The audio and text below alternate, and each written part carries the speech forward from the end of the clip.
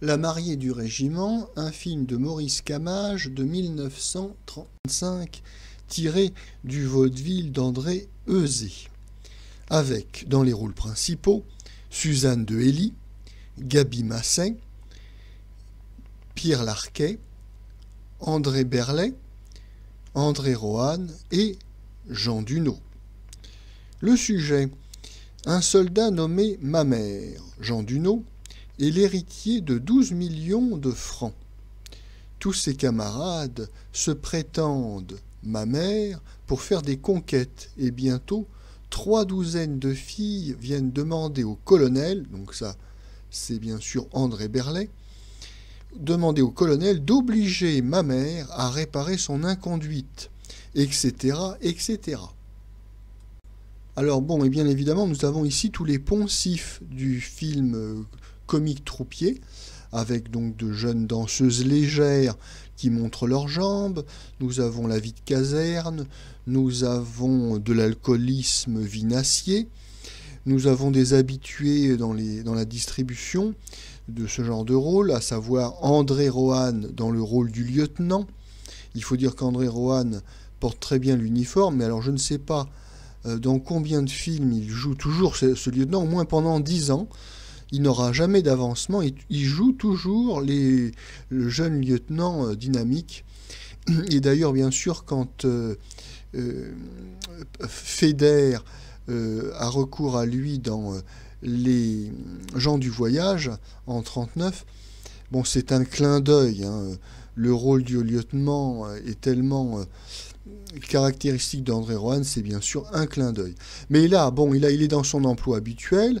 Alors, dans le rôle du colonel, nous n'avons pas Charles de Gaulle, c'est dommage parce que ce grand escroc griffe à la voix de Castra est particulièrement comique. Mais non, là, c'est non, c'est André Berlet, hein, donc, qui est beaucoup plus rondouillard, qui joue. D'ailleurs, c'est un de ses derniers films, puisqu'il mourra en 1936.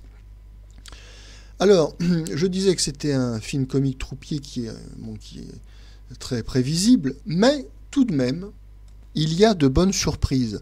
C'est-à-dire que ce film a tendance à dérailler. Oui, de temps en temps, on s'échappe de la trame prévisible du comique troupier pour aller un peu n'importe où, n'importe comment. Et évidemment, là, ça réveille le spectateur en sursaut. Alors, on a notamment une histoire rocambolesque d'Oncle d'Amérique à héritage, qui donne l'occasion à Pierre Larquet de faire toute une série de sketchs et de numéros, il faut bien le dire, fort bien réussis.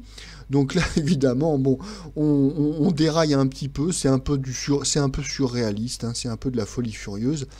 D'ailleurs, un des personnages sera interné à l'asile à la fin du film, donc bon, là ça donne un peu de piment. Et puis, autre bonne surprise, nous avons notamment une chansonnette de Suzanne de Hély, oui, parce que comme dans tout film comique troupier, il y a des petites chansonnettes.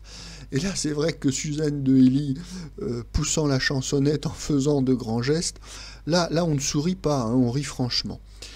Donc la mauvaise nouvelle, enfin la mauvaise note plus exactement dans la distribution, elle vient plutôt du premier rôle, à savoir un dénommé Jean Dunaud. Jean Dunaud est une sorte de doublure, une sorte de ersatz de Fernandel. Oui, parce que Fernandel, il est habitué à ce rôle de militaire, hein, c'est le cavalier Lafleur, c'est etc. Bon, et là, c'est un film comique troupier sans Fernandel. Donc à la place, nous avons Jean Dunaud, qui est visiblement poussé par le réalisateur Maurice Camage à faire du Fernandel.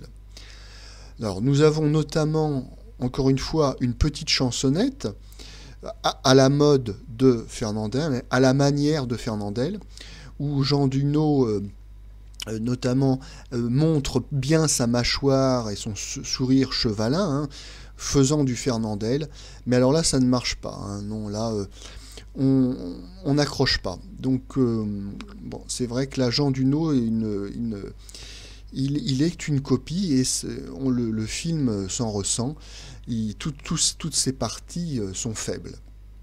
Bon, mais comme je le disais, tout n'est pas perdu. Le film réserve de bonnes surprises. Et puis nous avons toujours le plaisir de retrouver Gaby Massey, donc la première épouse de Jean Gabin, dans un petit rôle de soubrette tout à fait charmant. Donc au final, La mariée du régiment est un film qui se laisse regarder.